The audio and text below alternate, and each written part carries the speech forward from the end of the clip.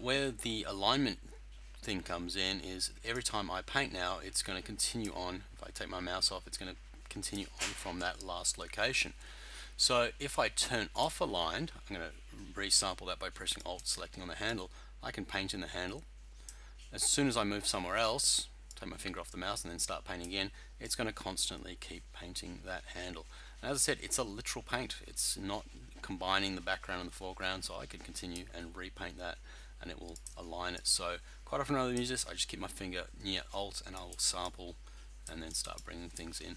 But usually, it's good for cleaning stuff. It's good for duplicating things. So as I said, like this little hatch here, if I want another hatch over here, I can do that. And you could do that on a blank layer as well if you have a sample layer. So I could build that on a blank layer now and then transform that, right click, flip horizontally, and there I've got that right there. So pretty cool.